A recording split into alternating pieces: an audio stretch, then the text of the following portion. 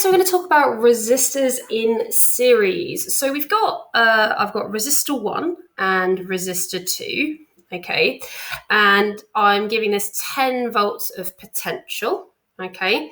And let's say I've got 2 amps in the circuit, okay? And resistor 1 takes 6 volts of the potential away. So the energy that comes in from the electrons is 10 volts. It leaves with 4. It goes to here with 4 and it will leave with 0, so it's 4 volts of potential here.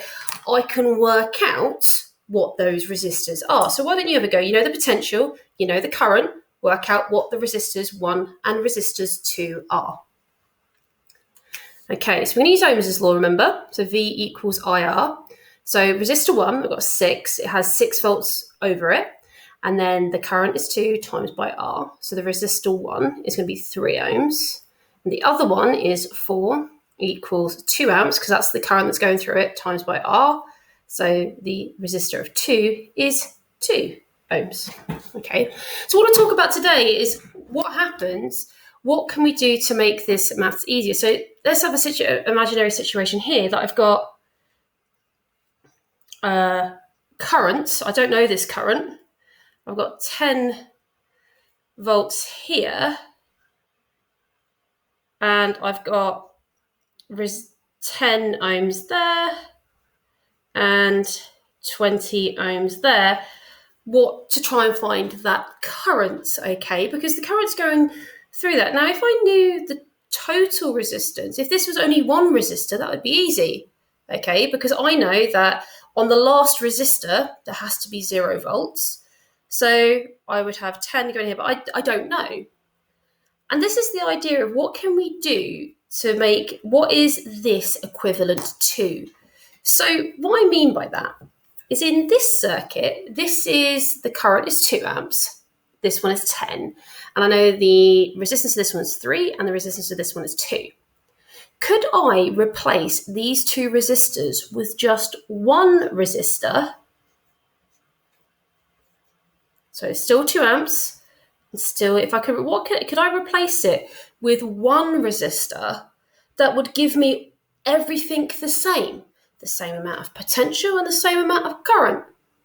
And I can work that out. I can work out this question mark. So why do you do that? You know the potential across it. You know 10 volts is going to come in and 0 is going to come out. So what's the potential difference across here? What's the current? What is the value of my unknown resistor? Okay, so V equals IR. So that's going to be 10 equals 2 times by R. So my unknown resistor is 5 ohms, not amps, ohms. So what it means is that if I replaced these 2 resistors with a 5 ohm resistor, the circuit will still have the same current through it. And looking at it here, I've got 3 and 2, and magically 3 plus 2 equals 5, which brings to me the resistors in series rule. Okay, what it says is that if I had a circuit and some resistors in series going on like this, I could replace those with just one resistor.